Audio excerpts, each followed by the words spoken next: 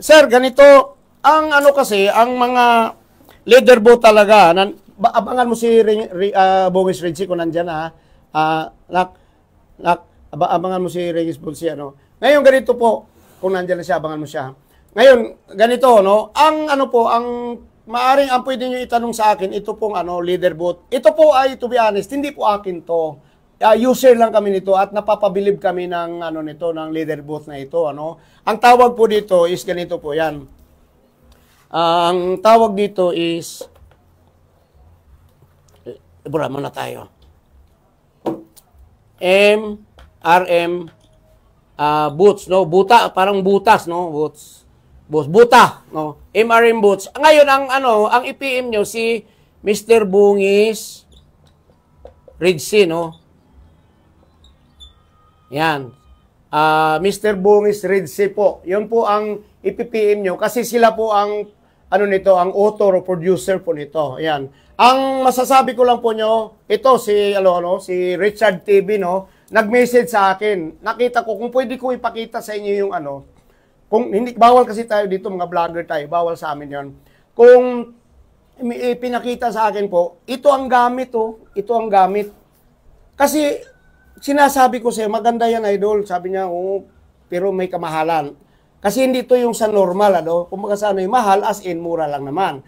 Pero kung ikumpara doon sa mga, yung may mga pandikit, tapos lumalambot, tapos yung mga ganon, medyo hindi hamak na mas mataas nga po ito. Pero ito, lifetime. Hindi na po kasi ito masisira. Matigas po siya. Ngayon, ang advantage po kasi nito, ito, pag kinabit po nyo, ganito, no? Sample ko lang dito. Yan, ganyan siya po, no? Ganyan po ang kanyang lapat, no? Ganyan ang lapat niya. Yung talagang parang akala mo, ano talaga, yung boots talaga, no? Yan, ganyan ang lapat niya. Ganyan itsura sa likod. Yan, ganyan ang lapat niya. Manipis lang din ang sapin nito. Ngayon, pagka kinabit po nyo talaga dito, makita nyo, napakaganda kasi yung kanal para doon sa paunan. Ngayon, tapos dito, doon sa mga mahilig po na yung kabit na twisted, yung kanyang nilalabas yung garol, ay maganda rin po ito kasi may bukol na po kagad yung timano. Dahil kung walang bukol po ito, maglulupi ka po dito para makalabas po yung garol na isa. No? Kaya ang nangyayari po, maglulupi ka po dito. Ito po hindi ka na maglulupi kasi ano to, makapal yung ditong gilid. So si Justin Malabana, nagtitwist yan, no, sa left.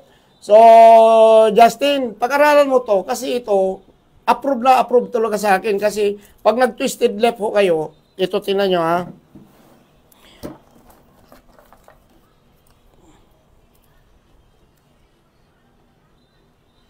Takpan natin kasi mahirap na mapagalitan tayo.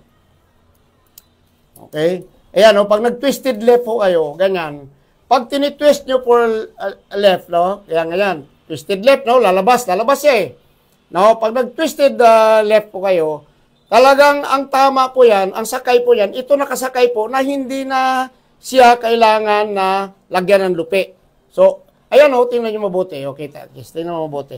Ayan nakasandal na siya kaagad dito na hindi ka na maglulupi. Kasi kung wala kang ganyan, ang gagawin mo naman, ikaw po ay magsasapin ka ng lupi. No, maglalagay ka ng lupi dito para magkaroon ng, kumbaga sa may tataas to ng konti nang hindi magbutas. Kasi pag wala yan, pubutas. Ito nga talaga kumpleto na siya. So, at saka ito, pag ipinalo to ng no case, no? Pag pinalo to ng no case, wala siyang bounce. Hindi siya magba-bounce. Kasi talagang medyo matigas siya. Yung katigasan niya ay para lang naman ding balat. Siyempre, hindi naman yun parang bakal na as in, or something plastic. Hindi po. Ito po ay medyo, hindi siya masyadong magba-bounce. Talagang sasalpak po. Napakaganda yung base. Kaya nung pinag-aralan ko ito, hindi ako nag-atubiling i-introduce sa inyo na hindi ako mapapahiya. And mind you guys, ilan na yung nag-PPM sa akin na napakagandang resulta sa kanila. Siyempre, iba yung sa kay Bongis Reggie na nag-PPM na mga dati niyang, siyempre kasi ito, buong Pilipinas ito umiikot. Ngayon, nakita ko pwede talaga. So ngayon, resulta ng ating pagpupunyagi na magdi-demo-demo dito, mayroon na pong nag-PPM sa akin, nagpapatunay. At sigurado ako magiging na yun. Forever na rin sa kanya kasi talagang maganda para sa kanya. So ngayon, kung gusto nyo itong alamin kung magkano pong presyo nito, ito po MRM boots, Bungis Ridsi, no? Bungis Ridsi po. Yun po, si Bungis Ridsi po. Ang inyong EPM. PM nyo na po kung magkano, sir. Ayaw ko lang, sir, magbigay ng presyo. Kahit na alam ko, kasi po, ganito yan. Papaliwanag ko po. Hindi ko kasi alam kung mayroon siya mga previous dyan, o mga style lang, mga ano, kung ano ba, kaya lang. So, anyway, ayaw ko kasi, hindi naman po ako, hindi naman po ako nagpapatubo dahil ang mga kukuha niyan at saka yung mga taong naniniwala sa akin are those people, you are my group. Hindi ko kayo talaga iniba sa akin at tayo po ay magkagrupo at magkakasama. Ayaw ko po na akin kayong tutubuan o para ako'y kumita. Ayaw. Ang gusto ko pa nga po, makahingi tayo ng mas maganda dahil alam ko naman wala namang mananari na bihira naman talagang nagtatari na mayaman. Bihira naman po talaga. So, siyempre alam ko naman mga budget meal lang tayo. Kailangan, bibigyan ko kayo kung akong magbigay ng presyo, gusto ko yung direct na talaga doon sa turo na doon sa para direct na hindi niyo ako mapagdudahan na para ko kayong tinutubuan. Ayaw ko, hindi ko talaga gagawin yan kasi alam ko kung gaano ka siyempre rin yan alam ko gaano rin ka sa yan sa tropa na nagtatari, siyempre beginner, no? Okay? So basa ulit tayo. Meron dito Morning Idol, magkano? Tama, nandun na. Okay na po, sir, ha? Okay, nandito yung ibang tropa na. Justin Malabanan, okay. Ay, ito na si Bungis Ritzy, Mr. Bungis Ritzy. Kaya pinapabangan kita, Idol. Nandiyan ka na ba? Okay, so, bantayan mo tong mga comments, Dol, kasi nung nakaraan, marami rin ako na-monitor ng comments doon sa, parang sa MRM pa rin Titingnan mo siya. Ngayon, Dol, kailangan masalo mo sila kaagad para hindi sila mahirapan na malaman. So, himayin mo yung ating Facebook. Kaya ko, inabangan kita. Ngayon, ito guys, nandyan, si Mr. Bungis Ritzy is now watching, no? Kailangan ko to. Kasi ako, kung ito talaga hindi maganda, hindi ko talaga ipopromote. Alam ko Pero nakita ko talaga maganda. Tsaka universal siya, no? Sa stags, no? Sa stags. Hindi masakit. Kasi lahat ng bigat ng tali, yung pressure, kahit na medyo bagito ka, medyo diinan mo, lalamunin ito or i-absorb sa salitang na ibang pagkatawag, i-absorb yung pressure ng pagkatali. Kaya yung yung paa ng manok well protected, no? Protected siya. Hindi siya talagang sabihin natin na maabot yung kanyang ito nga dati meron nagbanggit dito yung yung tungkol doon sa walang kaliskis. Ito gamitin niyo. Wag walang kaliskis na Sure ball to, wala talaga. Ngayon natutuwa ako kasi bumabalik na sa akin yung pinagpaguran sa akin, no, in fairness, no, Mr. Bungis Ritzy, no, na yung aking ka-promote, meron na rin nag-message sa atin na nananalo sila na maganda ang resulta sa kanila. Siyempre po, ayaw ko naman na exaggerated ako doon, sasabihin ko, nanalo kayo dahil sa leaderboard. Hindi po yun. Wala po kaming position ni Mr. Bungis Ritzy dyan.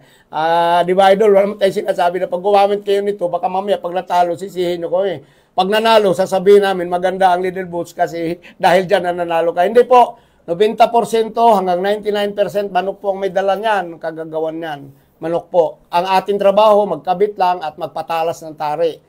Siyempre, ibang usapan yung sinasabotahe mo. Oo, ibang hindi natin pag-uusapan, that's out of the point, no? Ang sinasabi na lang dito na kailangan yung normal lang na ginagawa ng isang mananari, no? Fairly and squarely, no? Sabi nila, honest. Si Mr. Bungis Ritzy naman, sabi nga niya, sa bagay, mga matanda na talaga, na maedad na talaga kami ni Mr. Bungis Ritzy. Siguro ang teacher nito, kabase ng teacher ko nung high school, mayroon kasing kasabihan ko ng aking teacher nung high school. Sa math ito ang sabi niya, there are many ways in killing dogs, no? So, kung imagine natin sa salitang kalye, yan po ay marami pong paraan pag ginusto mo yan. So, tuklasin mo lang.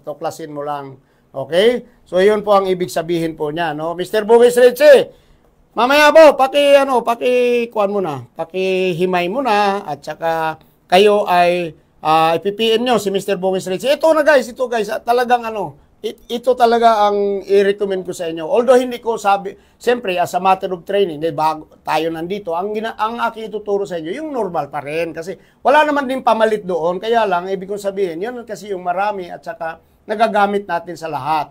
But time will come. Yung aking sinabi ngayon, after several months, baka sabihin nyo, mag-iba ka na kasi gusto mong subukan ito. Okay, so alternatives lang ang binibigay namin sa inyo.